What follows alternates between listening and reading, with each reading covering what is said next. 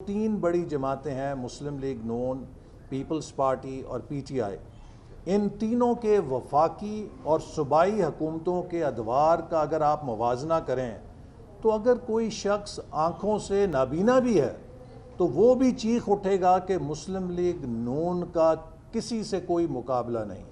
آپ 2008 سے 13 تک پیپلز پارٹی کا دور دیکھ لیں، 13 سے 18 تک نون کا دور دیکھ لیں، اور 18 سے 22 کا جو عذاب پی ٹی آئی کا تھا اس کو دیکھ لیں، تو آپ کو پتہ چلے گا کہ پاکستان میں نہ صرف ان 5 سالوں میں بلکہ اس سے پہلے اگر کوئی ترقی کی پالیسی بنی ہے، اگر کوئی ترقی کا انفراسٹرکچر بنا ہے تو اس پہ آپ کو ہمارے قائد نواز شریف اور مسلم لیگ نون کی مہر نظر آئے گی۔ تو اس لیے مقابلہ ہی نہیں ہے، جہاں پہ ڈیلیوری کی بات ہے، جہاں پہ ڈیولپمنٹ کی بات ہے، جہاں پہ اکنامک ویژن کی بات ہے، چاہے وہ ویژن 2010 تھا، چاہے وہ ویژن 2025 تھا، آج تک پاکستان کی کسی پارٹی کے پاس نہ کوئی ویژن رہا ہے، نہ کوئی کارکردگی رہی ہے ماں سوائے پاکستان مسلم لیگ نون کے۔ لہٰذا عوام جو ہیں وہ اب بہت سمجھدار ہیں۔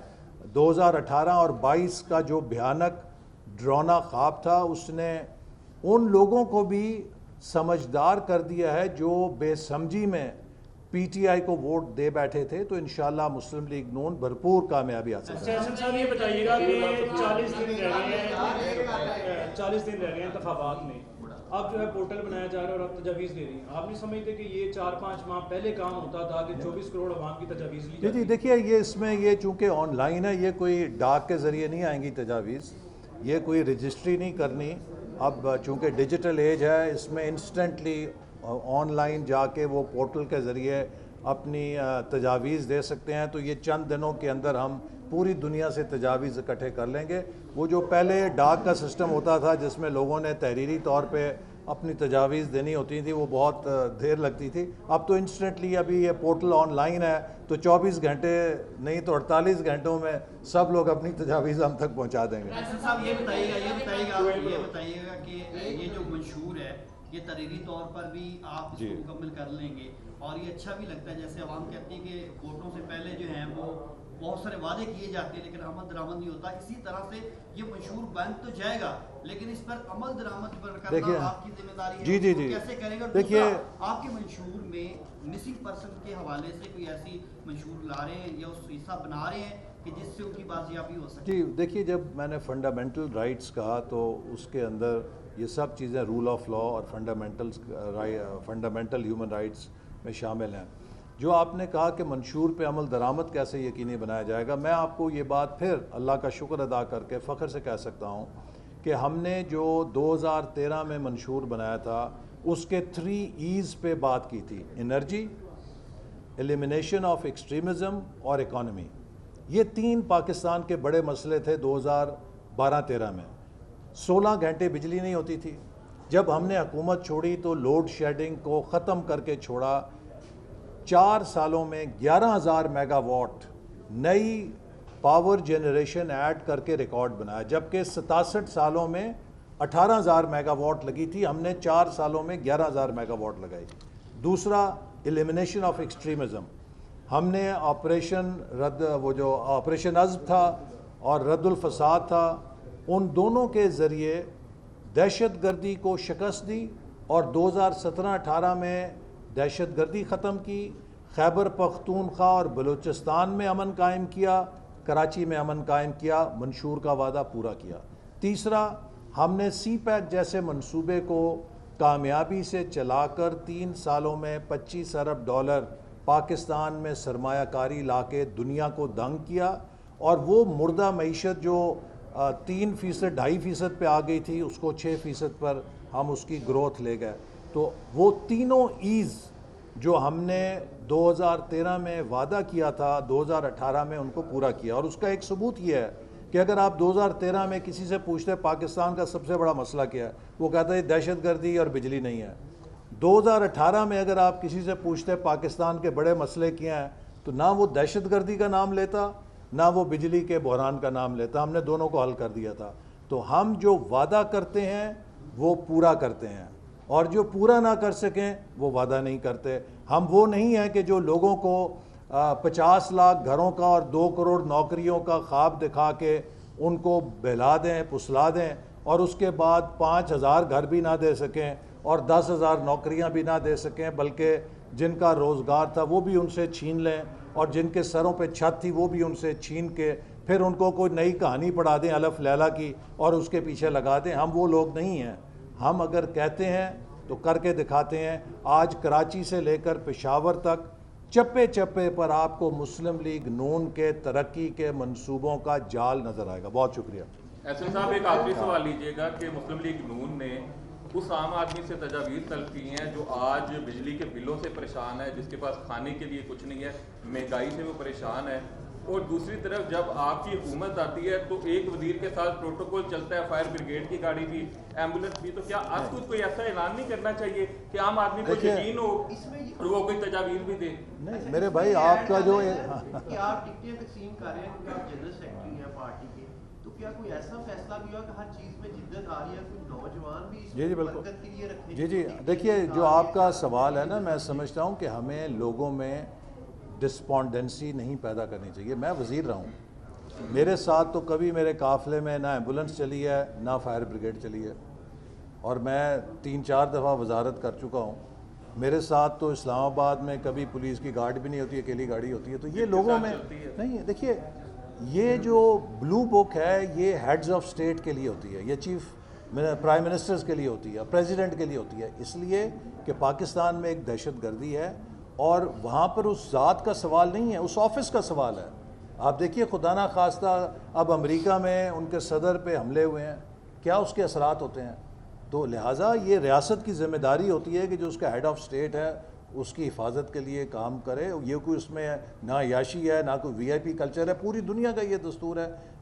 جہاں پر ماحول پرامن ہے وہاں پہ ان کو اتنی ضرورت نہیں ہوتی. ہم تو دہشت گردی کی دائیں بائیں پورے ایک فضا ہے اس کے اندر رہتے ہیں, لیکن کسی وزیر کے ساتھ نہ ایمبولینس چلتی ہے نہ کسی وزیر کے ساتھ فائر بریگیڈ چلتی ہے. تو ہمیں لوگوں میں ایسی بات نہیں کرنی چاہیے جس سے لوگوں کو بلا وجہ ہم کوئی غلط تاثر دیں. ہم نے جو کفایت شعاری کی مثالیں قائم کی ہیں, ہماری حکومت نے جو اخراجات میں کمی کی تھی اور جو سادگی اختیار کی تھی پنجاب کے اندر بھی اور وفاق میں بھی, اس کو سب تسلیم کرتے ہیں. ہم ہیلی کاپٹر کو یہ نہیں کہتے کہ اس ہیلی کاپٹر کا 1 کلومیٹر کرایہ جو ہے 8 روپے یا پتہ نہیں کتنے 55 روپے, تو ہم وہ ہیلی کاپٹر رائڈز لے کر لوگوں کو اپنی حکمرانی نہیں دکھاتے. ہم نے تو ہمیشہ سنگل ون ڈش پارٹی کہا, جو غیر ضروری اخراجات ہیں ان میں کمی لے کر آئے اور آئندہ بھی حکومت کے اخراجات میں کمی کریں گے. لیکن میں آپ کو پھر بتاؤں, دیکھیے پاکستان کا جو اس وقت المیہ ہے وہ یہ ہے کہ پاکستان کے جو سول گورنمنٹ کے اخراجات ہیں وہ آپ کو پتہ ہے ٹوٹل کتنے ہیں؟ 550 ارب روپے. لیکن جو ہمارے قرضوں کی ادائیگی ہے وہ 5000 ارب سے اوپر چلی گئی ہے.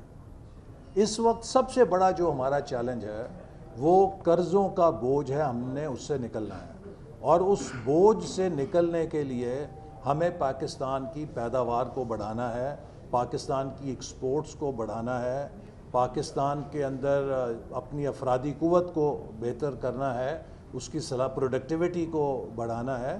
تو اگر ہم یہ ساری چیزیں نہیں کریں گے اور اسی طرح قرضوں کے اس دلدل میں دھنس جائیں گے جس میں عمران خان صاحب پھینک گئے ہیں کہ پاکستان کی تاریخ کے 80% قرضے ان 4 سالوں میں لیے گئے ہیں, آج وہ قرضوں کا ایک دلدل ہے جس کے اندر ہم دھنسے ہوئے ہیں.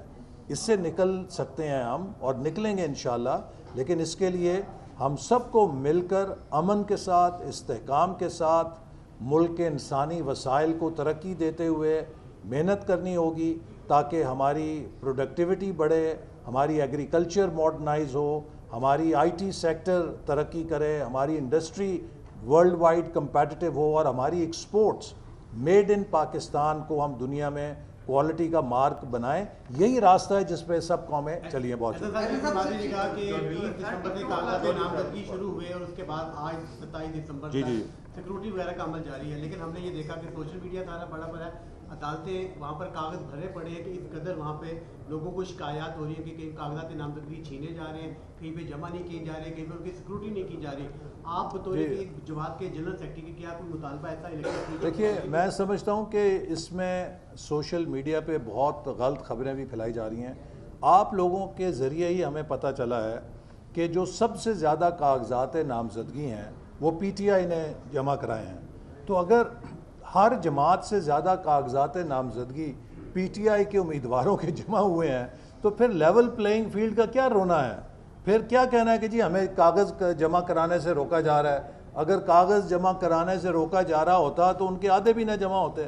ان کے تو ہر حلقے میں انہوں نے بہت زیادہ کاغذات نامزدگی جمع کرائیں. اس کا مطلب ہے کہ کوئی روک ٹوک نہیں ہے, کوئی رکاوٹ نہیں ہے, صرف پروپیگنڈا ہے. اور پی ٹی آئی اس لیے رو رہی ہے کہ وہ اپنی متوقع شکست کی شرمندگی سے بچنے کے لیے لوگوں کو یہ تاثر دینا چاہتی ہے کہ ان کا راستہ روکا جا رہا ہے. بہت شکریہ. آخری بات ہے, آپ نے اپنے مین پوائنٹس جو ہے ان کا ذکر کیا اور وہ بڑے مین پوائنٹس ہیں, انڈاؤٹیڈلی وہ ملک کے ڈیولپمنٹ کے لیے امپورٹنٹ ہے. لیکن ایک مسئلہ کہ ہمیشہ strongest government P M L N کی آتی رہی اور اسے ہمیشہ سبوتاج کیا جاتا رہا. آپ کہہ رہے ہیں کہ آپ وعدے پورے کرتے ہیں اور ڈیفینیٹلی نظر بھی آیا قوم کو کہ آپ نے کیے ہیں اپنے اعتبار میں وعدے پورے. تو کیا آپ کے مینیفیسٹو کے اندر ایسی کوئی چیز ایڈ نہیں ہونی چاہیے, کوئی ریگولیشن ایسی کی جائے انشاءاللہ اگر آپ کی گورنمنٹ اسٹرانگ گورنمٹ آتی 2/3 سے آتی جیسے پہلے بھی آتی رہی, تو کوئی آپ قانونی طور پہ ایسی کوئی عمل کریں گے کہ ہم جو 76 سالوں سے ایک سرکل میں وشیس سرکل میں اس سے نکل سکیں؟ دیکھیے صاحب یہ بھی سوال اسی کے مینیفیسٹو کا ایک کوشچن ہے کہ اس کے لیے کوئی ٹائم لائن بھی طے کی گئی ہے کہ کب تک یہ تجاویز لی جائیں گی اور کب تک یہ کمپلیٹ ہوگا اور پھر کب اس کا؟ جی ہم انشاءاللہ جلدی, میرا خیال ہے اس میں میں امید کرتا ہوں کہ 2nd ویک آف جنوری سے پہلے ہم یا اس تک انشاءاللہ اسے لانچ کر دیں گے. لیکن جو آپ کا سوال ہے, دیکھیے ہم نے اس میں قانون اور آئین کی حکمرانی کا ایک باب رکھا ہے کہ کس طریقے سے پاکستان میں آئین کی حکمرانی کو مضبوط کیا جا سکتا ہے. دوسرے نمبر پہ ہماری جو اس وقت کرائسس ہے وہ بڑی ملٹیپل ہے, اور اب ضرورت اس بات کی ہے کہ پاکستان کے ریاست کے تمام ستون ایک دوسرے کے ساتھ الجھنے کی بجائے وہ ایک ہارمنی کے اندر قدم سے قدم ملا کر آئین کے تحت اپنا کردار ادا کریں, اور سب